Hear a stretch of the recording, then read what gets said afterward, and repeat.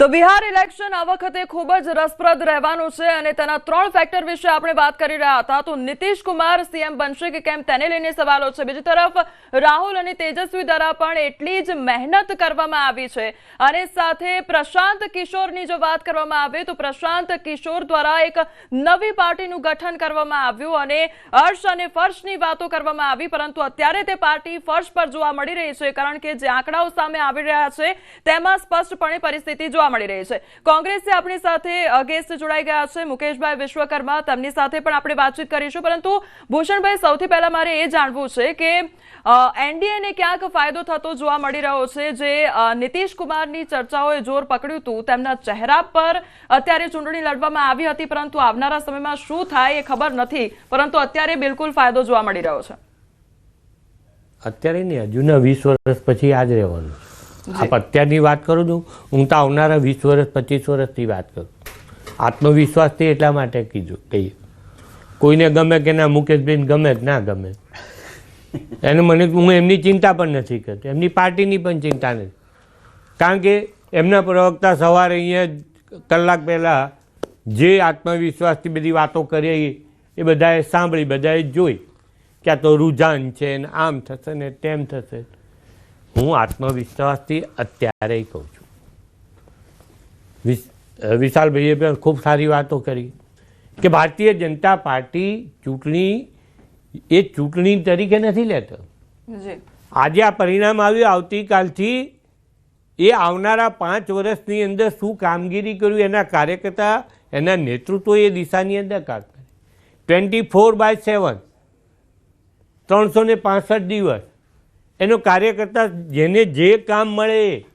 સંગઠનનું કામ મળે, સંગઠનમાં હાર કે જીતની ચિંતા કર્યા સિવાય જે જવાબદારી મળે એ જવાબદારી લઈને એ નિશ્ચિતપણે સરકારે જે જનસેવાના કાર્યો એ નીચે સુધી પહોંચાડવાનું કામ કરી રહી છે। જે પણ પ્રયાસો કરવામાં આવી રહ્યા છે તે પ્રયાસો આજે જોવા મળી રહ્યા છે અને આંકડા પરથી એ સ્પષ્ટ થઈ રહ્યું છે। મુકેશભાઈ, આપની પાસે આવવા માંગીશ કે અહીંયા એનડીએ આગળ ચાલી રહ્યું છે અને ક્યાંક જે દાવા કરવામાં આવી રહ્યા હતા, પરંતુ આ વખતે મહેનત પણ એટલી જ સખત કરવામાં આવી। રાહુલ ગાંધી હોય કે પછી તેજસ્વી, તેમના દ્વારા ખૂબ મહેનત કરવામાં આવી। શું લાગી રહ્યું છે કે એ ક્યાંક મહેનત અહીંયા કારગત નીવડશે કે કેમ? એકચ્યુઅલી એવું છે કે કોઈ પણ રાષ્ટ્રીય પાર્ટી હોય ને, એ પોતાની સરકાર બનાવવા માટે કોઈ પણ રાજ્યની ચૂંટણી લડતી હોય, એટલે એની અંદર રાષ્ટ્રીય પાર્ટી હોય, આટલી જૂની પાર્ટી, એક વખતમાં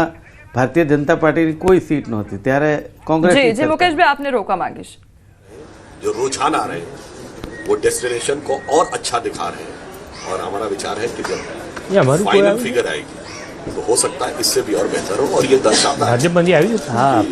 प्रधानमंत्री श्री नरेंद्र मोदी जी के नेतृत्व में एनडीए ने जो शानदार देश में किया और बिहार में नीतीश जी के नेतृत्व में किया, हर राज्य की जनता ने जैसा समर्थन दिया है वैसा ही बिहार की जनता ने शानदार समर्थन देकर विकास, सुशासन, सामाजिक समरसता और सांस्कृतिक गौरव को एक नए दिशा में ले जाते दिखाई पड़े। और दूसरे पक्ष में कहूं तो भगवान राम की जन्मस्थली के प्रदेश में तो हमने इतिहास रच के दिखाया ही था,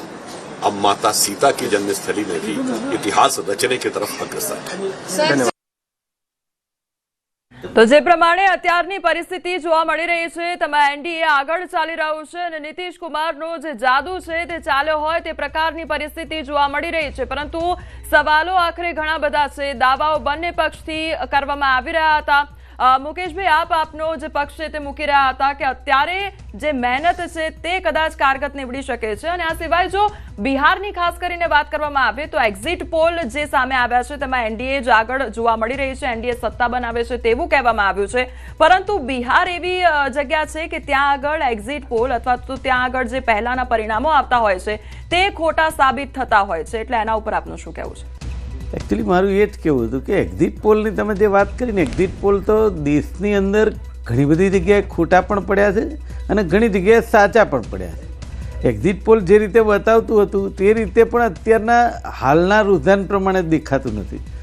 છતાં પણ હું એવું માનું છું, મેં જેમ કહ્યું તેમ, કે કોઈ પણ રાષ્ટ્રીય પાર્ટી પોતાની સરકાર બનાવવા માટે રાજ્યમાં મહેનત કરતી હોય છે અને એમાં પણ એ જ રીતે રાહુલજી અને તેજસ્વી ભાઈ અને બીજા બધા જે નેતાઓ બિહારની અંદર ખૂબ સારા પ્રમાણમાં પ્રચાર કર્યો અને જે સરકાર ચાલી રહી હતી એની જે ત્રુટીઓ હતી એને બહાર લાવવાનો પ્રયત્ન કર્યો કે ભાઈ જે લોકોને કનડગત હતી, લોકોની ફરિયાદો હતી, એન્ટી ઇન્કમ્બન્સી જેને કહી શકાય, પણ મને એવું દેખાય છે,